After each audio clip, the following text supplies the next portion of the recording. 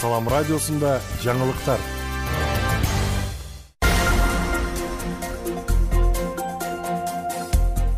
Арбаңыз ардактуу угарман жана көрүүчү, эфирде жаңылыктар түрмөгү. Аны менен мен Нурбейла Шоркызы тааныштырам. Лейлекте экстремисттик чакырыктарды жасоого шектелген тургун кармалды.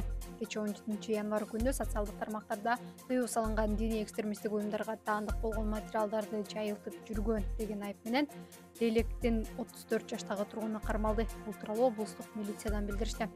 Маалыматка ылайык кармалган жаран таратып жүргөн делген материалдар Кыргызстандын аймагында тыюу салынган Өзбекстан исламий кыймылы террористтик уюмуна мүнөздүү. Бул факты кылмыштардын бирдиктүү реестрине Кылмыш жаза кодексинин экстремисттик материалдарды даярдоо, таратуу беренесинин негизинде сотко чейинки өндүрүш иши башталган. Шектүү катары кармалган жаран учурда убактылуу кармоо жайына киргизилген. Адамжайда жасалма мөңгүлөр пайда болду.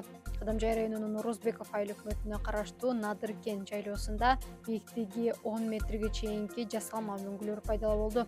Бул тууралуу Салам медиага аталган айыл өкмөтүнүн башчысы Замирбек Максутов билдирди.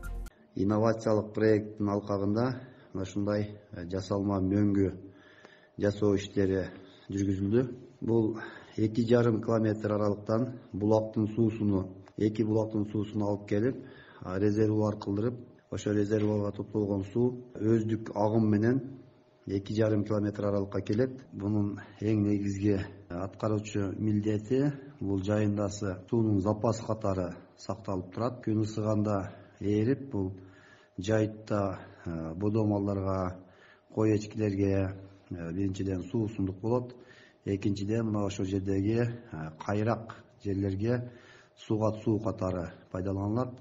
Үчүнчүдөн жердеги нымдуулукту сактап турат.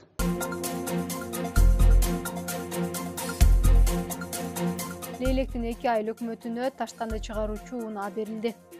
17 январда Лейлек районунун Сумбула жана Тогузбулак айыл өкмөттөрүнүн муниципалдык ишканасына таштанды ташууга атайын унаалар тапшырылды. Бул тууралуу райондук бийликтен кабарлашты.